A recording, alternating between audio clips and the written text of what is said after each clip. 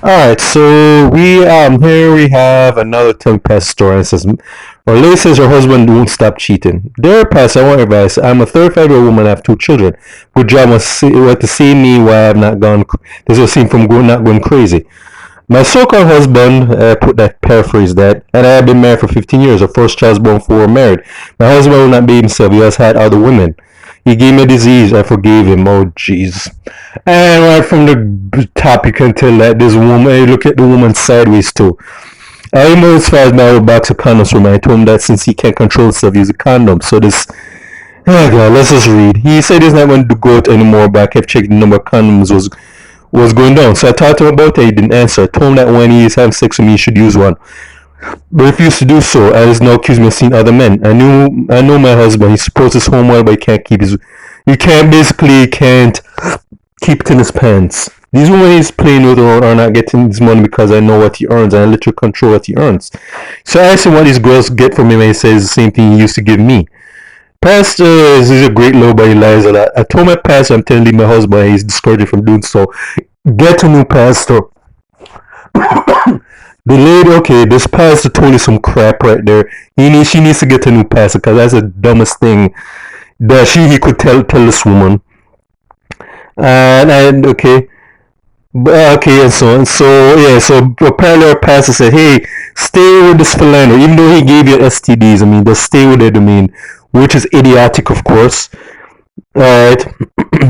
This man loves his children. I do a thing for them. Those who also be fully paid for what price that yeah, this guy can't control his urges. All right. I don't want time my husband gets wrong with his presume because as home so I leaves work. I try to send him back with my husband because his children love him very much, especially her daughter. Alright, and basically said, yeah, he's a good father, even though he spoils the children. And she said, hey, I'm gonna stick it out with this guy who's just an unfaithful bastard. And yeah, at that point when she said that he gave her STD, I start feeling sorry for this woman. Okay, if you know that the man is a womanizer, she needs to just say divorce this guy because the thing about this, from the moment that they cheater is that means that he does not love or respect you. And the thing is, what kills certain people, men and women alike, who staying with these people who ain't shit. They didn't know that, hey, I want sympathy for being in a loveless relationship, and you know that person, their partner, is not going to change. Yeah, all I can say is this woman, get up, okay, stop, get some common sense. He okay, and the thing is that she needs to divorce this guy because this guy is just a selfish, very heartless person. Yeah, he may be a good father, but he's a horrible husband though. And the fact that he basically, I don't respect you enough to stop putting pants, because the guy could have said, no, I'm a sex addict. I'm not marriage material. Let's just divorce, and I can go and sleep with every woman around the corner.